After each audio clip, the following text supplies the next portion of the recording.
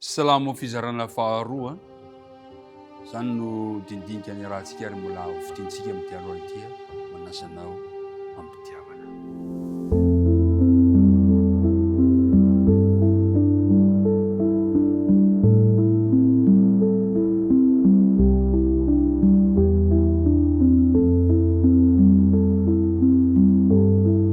Mifarana ny herinandro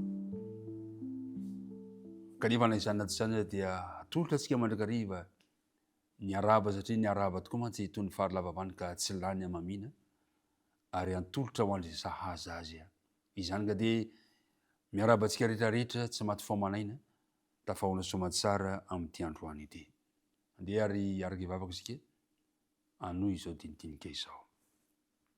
Tompo misaotranao izahay fa natratra ty farany herinandro ity, misaotra tamin'ny fitantananao rehetra, misaotra ny amin'ny fahasoavanao izay tsapanay amin'ny fiainanay, misaotra ny amin'ny fitiavanao izay tsy hita fetra, misaotra amin'ny zavatra rehetra Andriamanitra, kanefa matsiaro izay ny tsy fahatanteranay koa mangataka hatrany izahay ny fanadiovana sy ny famelan-keloka. Ankehitriny ary raha andinika ny teninao indray izahay dia mangataka hatrany ilay fanahy mpanazava ny fanahinao masina mba harotsaka temponay ahatonga ny teninao hitondra soso fitahina ho anjiraray ary anaran'i Jesosy. Amen. Salamo fizarana faharoa no mamarana izao dindinika izao.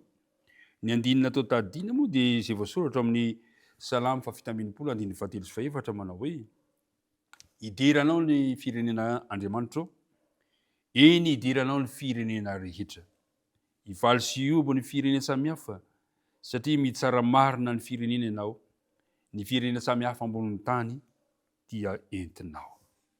Androany dia fantanina no apetraka manao hoe inona no iraka tanterahinao ankehitriny.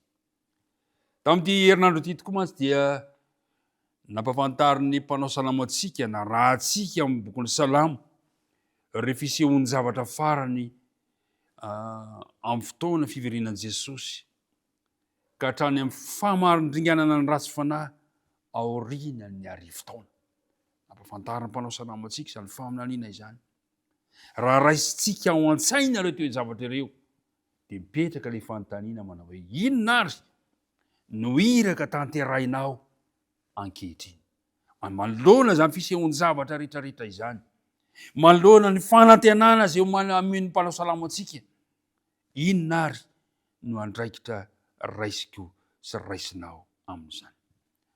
Izao no afatra nomen'ny tompo ireo mpianatra fa izay raha hisaraka amin'ny izy.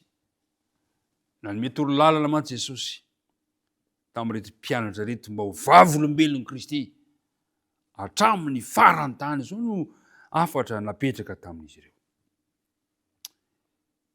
Asan'ny apôstôly toko voalohany ka ny andininy fahavalo.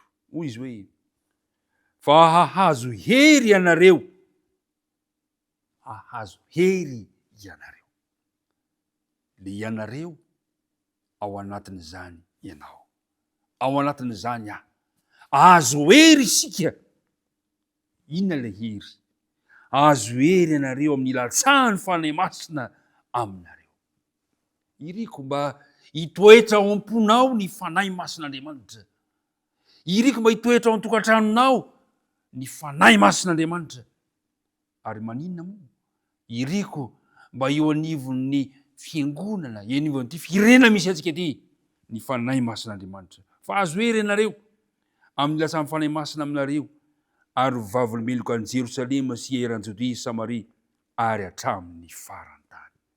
Nomena torolalana izy olo vavolombelon'i Kristy ny mpianatra.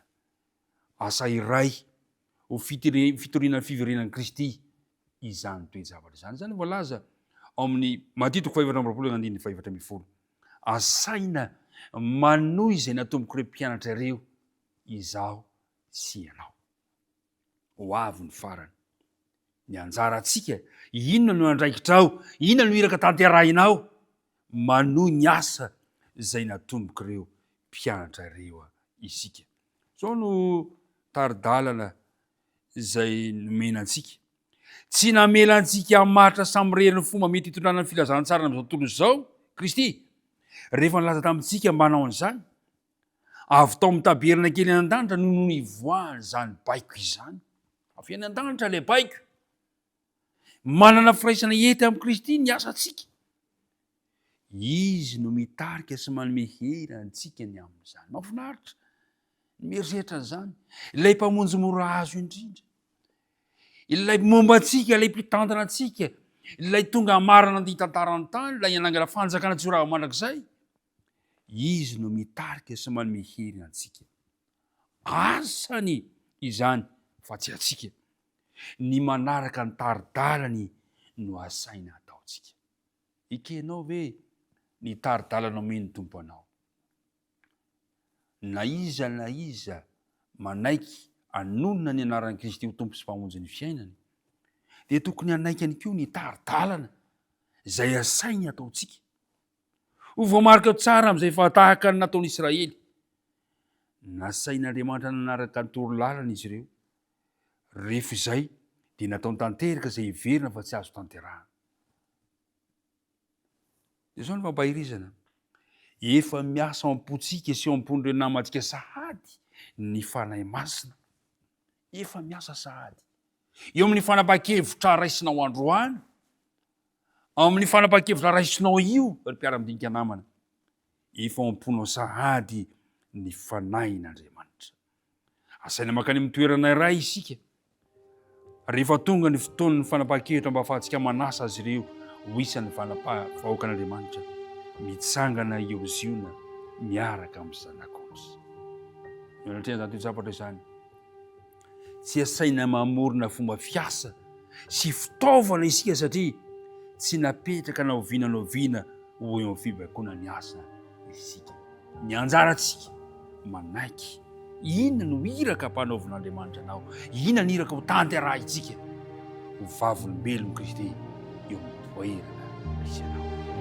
mpanao salamo dia nitarika antsika eo amin'ireo faminaniana maro dia maro ireo fa ny anjarantsika kosa rehefa nanaraka izany faminaniana izany dia izao ho vavolombelon'i Kristy hitory ilay afa-pamonjena manaiky ny taridalana sy izay ataon'i Kristy ho antsika ny tompo anie anymianao izany taradalana izany ka ny anjara antsika very indray ho vavolombelon'i Kristy ary ny aza dino Jesosy no manomeny baiko amin'izany hivavaka sia ankehitriny